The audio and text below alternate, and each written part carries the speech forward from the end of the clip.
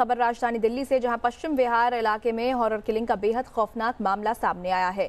बहन के प्रेमी की उसके भाई ने 36 बार चाकू मारकर हत्या कर दी और इतने पर भी जब कातिलों का मन नहीं भरा तो मृतक के भाई के सामने ही उसका गला भी रेत दिया।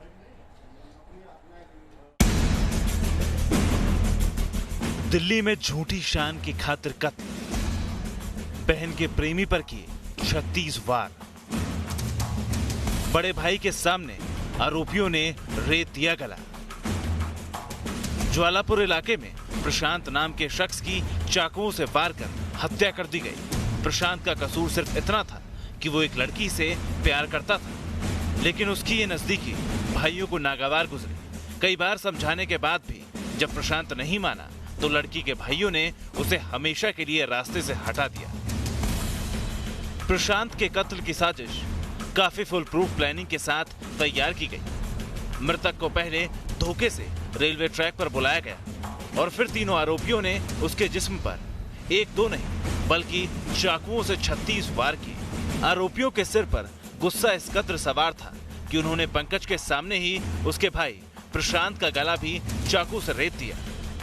रेलवे ट्रैक पर ले जाके अनिल, मोनू और रंजीत ने प्रशांत के ऊपर चाकुओं से ताबड़तोड़ हमला कर दिया। 30 से ज़्यादा बार जो है चाकू मारे गए, जिसके बाद जो है प्रशांत की मौके पर ही मौत हो गई। और पंकज जो है ये सारी वारदात अपनी आंखों से देखता रहा। जब पंकज चिल्लाया तो तीनों आरोपी जो थे मौके वारदात से फरार हो गए।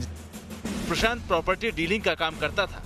फिलहाल आरोपियों के खिलाफ पश्चिम विहार वेस्ट थाने की पुलिस ने हत्या का मामला दर्ज कर लिया है और उनकी तलाश शुरू कर दी है। लेकिन ये वारदात दिल्ली में एक बार फिर सवाल खड़े करती है कि कैसे झूठी आन की खातिर लोग कत्ल करने तक से गुरेज नहीं करते। इस मामले को लगभग 48 घंटे हो चुके हैं, लेकिन अभी तक पुलिस के हाथ खाली के खाली हैं। वीडियो जर्नलिस्ट नवीन चौहान के साथ वाजिद अली, न्यूज़ नेशन, दिल्ली। दिल्ली के सदर बाजार इलाके में महिला से मोबाइल फोन लूट मामले में पुलिस ने बड़ा खुलासा किया है। पुलिस ने स्कूटी से लूट मामले में 2 आरोपियों को गिरफ्तार कर जेल भेज दिया है।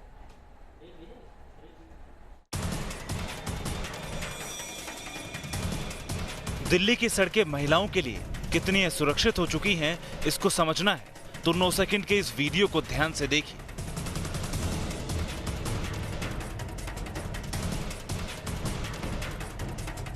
सीसीटीवी में एक महिला सड़क किनारे आराम से जा रही है, तभी सदर बाजार इलाके में एक स्कूटर सवार बदमाश आता है और महिला का मोबाइल छीनकर फरार हो जाता है। दिन दहाड़े हुई इस वारदात के बाद महिला दंग रह जाती है और अपने मोबाइल को बचाने के लिए बदमाश की तरफ दौड़ने लगती है, लेकिन स्कूटर की स्पीड इतनी ज्यादा होती है कि वो सड़क पर गिर जाती है। इसी दौरान एक कार वहां से गुजरती है और बड़ी मुश्किल से ब्रेक मारकर महिला को बचाती है। ड्राइवर की जरा सी लापरवाही पीड़ित की मौत का सबब भी बन सकती थी। इस मामले में पीड़ित महिला सरिता ने शिकायत दर्ज कराई, जिसके बाद पुलिस हरकत में आई। मोबाइल लूट की इस वारदात का खुलासा करने के लिए 4 टीमों का गठन किया गया, जिसने जांच के बाद बिलाल और उसके साथी को गिरफ्तार कर लिया। हालांकि अब तक मोबाइल फोन की बरामदगी नहीं की जा सकी है। Team news nation. Uttar Pradesh के बाराबंकी से दर्दनाक खबर सामने आई। यहां के रामपुर गांव में दीवार गिरने से 2 बच्चों की मौत हो गई।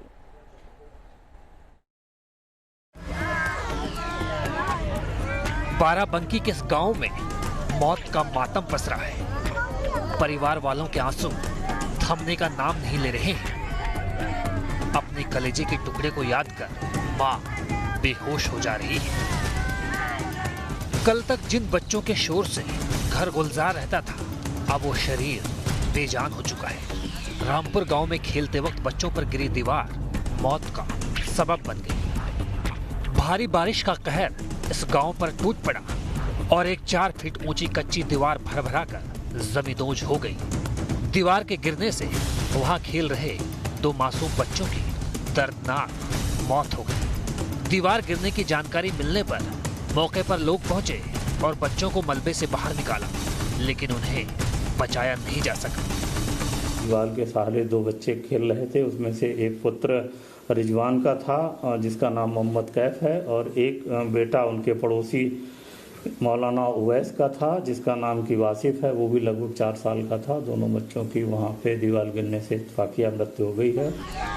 दर्दनाक हादसे के बाद इलाके के लोग गम में डूब गए हैं। वहीं पुलिस ने जांच के बाद आगे कार्रवाई की बात कही है, जबकि प्रशासन रिपोर्ट के बाद मुआवजे की बात कर रहा है। Team news nation. उधर दिल्ली से सटे नोएडा में 19 सितंबर को हुए लूटपाट के मामले में पुलिस ने 3 आरोपियों को गिरफ्तार कर लिया है। आरोपियों के पास से लूटा गया सभी सामान बरामद कर लिया गया है। पुलिस के मुताबिक तीनों आरोपी छात्र हैं और शराब के नशे में उन्होंने इस वारदात को अंजाम दिया। नोएडा पुलिस की गिरफ्त में खड़े ये तीनों युवक स्कूल और कॉलेज में पढ़ने वाले छात्र हैं, लेकिन शराब की लत ने इन्हें बना दिया है अपराधी।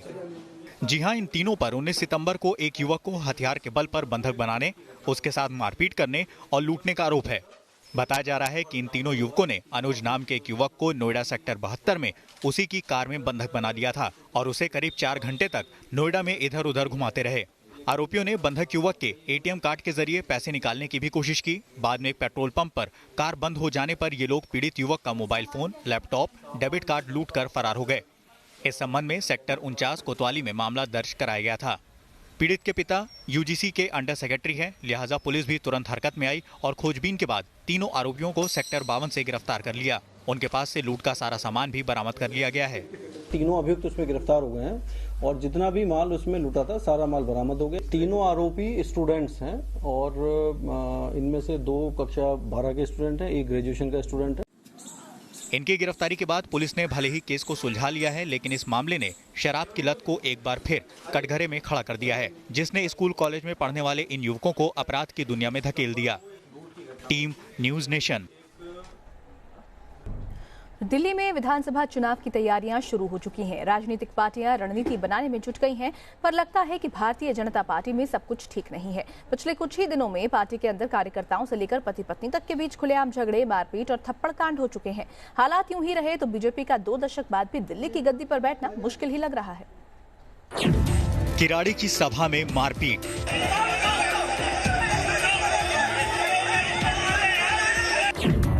गोकुलपुरी की सभा में हंगामा,